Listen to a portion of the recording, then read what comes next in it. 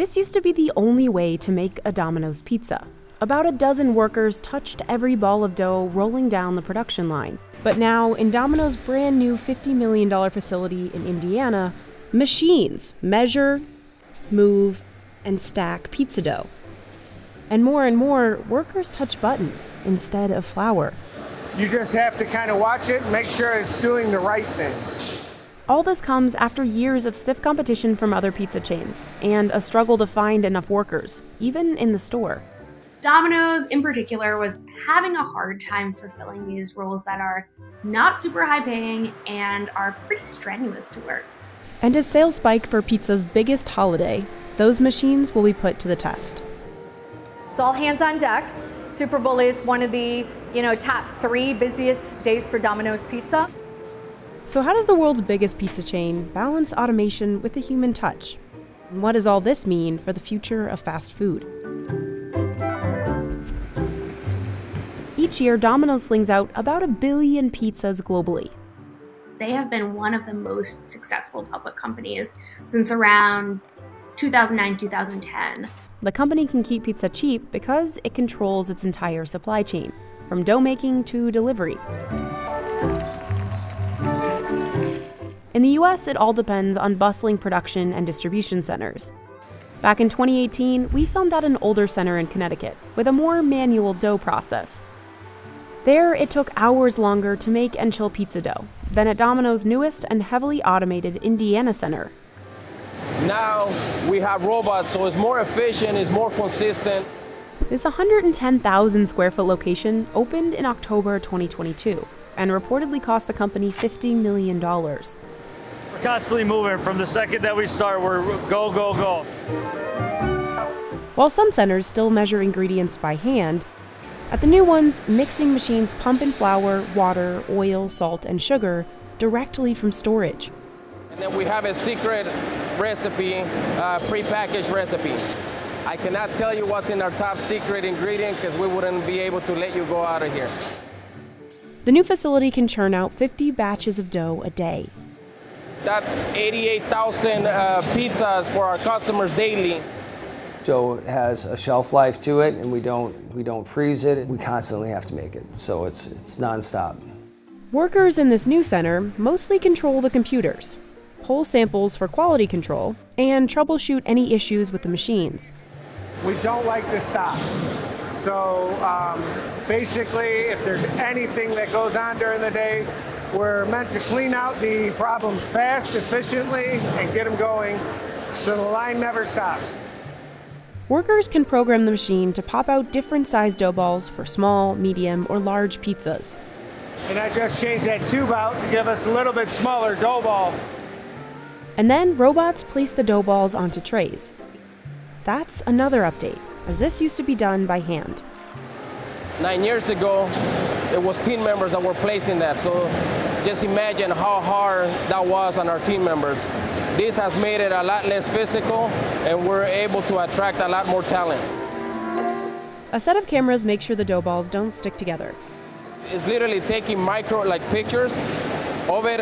If it catches any mistakes with our placing, this right here will reject each tray. This machine applies a label to each tray to identify what kind of dough it was and when it was made. Behold the spiral chiller. About 3,000 feet of conveyor belts can cool 40,000 trays of dough at once. There isn't a cooler bigger than the one that you see behind me. We're able to hold 2 days worth of production, and that gives us the ability to have dough in case of we need to support other supply chain centers. They don't want to freeze it because then it would stop the dough from proofing, or the rising that happens when yeast is activated. So they chill it down to 38 degrees to slow the proofing process. It's very cold in here. Our trays go up for 30 minutes and they come down for 30 minutes. The dough used to take 4 hours to cool. Now with the spiral chiller, it takes just 1. The dough balls travel down another conveyor belt. Then sensors tell these robots to stack them 25 trays high. A much faster process than the original way of doing it. The machine also slides a dolly cart under each stack to easily move them. This is the end of the line. We double check that each tray gets a label, then you push it. Here, 6 different kinds of dough await orders from franchises. And they have to move fast to prepare for the biggest pizza holiday, the Super Bowl. We normally see a 30% increase, so normally we go from producing 500,000 dough balls to 750,000 dough balls a week. Noé says with all this automation, the center was able to cut hours off its dough-making time. And this production process requires fewer employees, an important feature of the new facility. Because less than a year into the pandemic, Domino's came face-to-face with a labor crisis gripping the entire food industry. By early 2021, the U.S. restaurant industry was down 1.2 million workers. And there were lots of reasons why. Some workers retired, some quit, some trained for jobs in other sectors, and some relied on unemployment benefits. Employees left warehouse and delivery jobs at record rates. Domino's, in particular, was having a hard time fulfilling these roles that are not super high paying and are pretty strenuous to work. Warehouse conditions can be tough. In the summertime, this dry warehouse area, it can get super hot. We do have fans and we have other things to keep people cool and hydrated, but it can get super hot. That's where they keep the pizza sauce, dipping cups, barbecue sauce, pizza boxes, and the world's most controversial topping. Pineapple, for all those pineapple pizza lovers. The one area that we're looking into right here is our freezer, which is below 0 in temperature. This freezer stores the cheese, all the meat toppings, and chicken wings. The veggie freezer holds just that, mushrooms, onions, and peppers, and a cooler stores the pepperoni. Staffing has been a real challenge across, again, the whole industry. So it's this kind of vicious cycle. When you can't hire enough people, it creates a lot of different problems throughout the business. So here in Indiana, Domino's implemented new processes to make warehouse and delivery jobs easier on employees' bodies. At older centers, goods would be bulk loaded onto trucks. So when drivers got to franchises, they had a mini grocery store and would pick out ingredients from each shop. But at the new centers, Domino's has added a whole picking team. They grab all the ingredients and load them into cages. Each store gets its own cage, which is just efficient and faster and easier. The wheels on these carts make it so smooth to go in and out. So when the drivers pull up, the pre-picked loads are waiting for them. This is where we do stage all of our product for loading. Workers move all the rolling cages and dough dollies onto 48-foot refrigerated trucks. We come in and we place the carts in from left to right, just into the truck. We'll strap it every 5 rows or so to give it a support brace to hold everything in tight. We're heavily strapped in. It goes a long way to get the pizza to you. On average, 13 stores worth of goods can fit in just one truck. We do a lot of things that are kind of like Tetris here. The center dispatches about 28 trailers. They supply over 300 stores across 5 states. Domino's wanted the new center to take the load off older supply chain centers. All those centers were over capacity. Most drivers are dispatched overnight to avoid traffic and crowded parking lots. We're actually just left the center. We're heading out to one of the franchisee stores, gonna make their delivery. My wife laughs at me every time because when I go to parallel park my car, she's like, why you put it up so much? I'm like, because I drive the truck more than I drive my car. And I got a little bitty car too. So you could just imagine how many wide turns I'm doing in my little bitty car. When the coronavirus hit, a lot of people weren't coming out.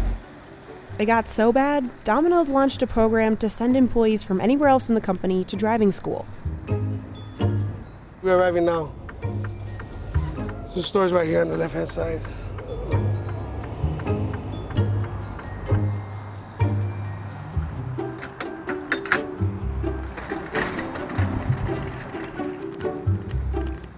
It has a store number, the stop number, so it's very easy to know what store is getting what. So these are dough trays. We take the old ones, bring the new ones in, so it's just a cycle. The new picking and caging systems have taken some of the physical stress off truckers. Now everything's pre-picked, so they've really made our job 100% easier and better and safer as well. Our on-time status is improved a lot as far as the delays. We're only at a store 15 minutes versus an hour. So was all of Domino's investment in new tech worth it? Fast food correspondent Kate Taylor says yes. It is working. Kind of all of these solutions they found are working pretty well, and at this point, the labor shortage is kind of abating a little bit. And Domino's has held on to its title of the biggest pizza chain in the world. It's nearly doubled its global store count in the last decade, and passed Pizza Hut in sales in 2018. Domino's was basically able to steal a bunch of Pizza Hut customers. But what does all this automation mean for the future of human jobs in fast food? Automation is no longer an if, it's a when for fast food. There's definitely money to be made in using robots instead of humans. And Domino's is not alone. White Castle already uses robots on some fry stations, and Jack in the Box is soon to follow. Robots are popping up in some KFCs and are set to start cooking chicken. And McDonald's is testing AI to take drive-through orders. Domino's itself has trialed self-driving cars to deliver pizza. If there is a robot that can do something for a lower price point than hiring people to do it, companies are going to jump on that. Which leads to the age-old concern. Could robots take people's jobs? I personally don't think automating is an evil move. I think it's a bit more nuanced than that. Kate says some of the lost jobs are actually okay to lose. Stacking boxes again and again and again, it can lead to injuries. Automating jobs that are repetitive, that are dangerous for workers, that are even just straight boring, that allows people to have the opportunity to have better jobs at a company. And I think that that's also something that shouldn't be villainized. What hasn't become robotic is Domino's in-store experience. You can't automate everything. Making the pizza will stay human. The company does have that hand-tossed slogan to live up to. Pizza chefs pull the proof dough out of the fridge and still make every pie by hand. We're going to start with some fresh dough. Pull it out there, stick it in the cornmeal. You want to make sure you make a pencil rim. Reduces the air in the dough. Jessica ladles on a thin layer of tomato sauce. Next, you move on to the cheesing phase. She drops on about 40 slices of pepperoni for a large pizza. It goes through the oven, takes about 6.5 minutes, and then it'll come out on the other side. A squeeze of garlic oil on the crust finishes off the pie. And then you close the box, and it's all complete. But just because there aren't any robots tossing pizza doesn't mean there isn't a hustle. Ready, set, go!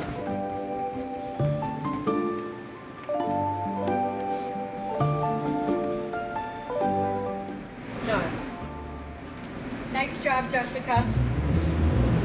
It's important to go fast, I think, for the customer aspect, because when they're placing an order, they're hungry. You know, every pizza is a rush. Fastest pizza I've ever made is a large pepperoni in 25 seconds. It's all hands on deck. Super Bowl is one of the top 3 busiest days for Domino's Pizza. And before you ask, 59% of customers are going to order pepperoni. And stores like this one haven't been spared from the worst of the labor crunch. Now, there are challenges with staffing, retention. There is the competition of, all those other delivery businesses that want to take our drivers. At the very end of the process, the hot pies finally head out for delivery. Today, still by humans in fleets of electric cars. But maybe tomorrow, in driverless ones. We're going to keep trucking the product to our customers and get it done.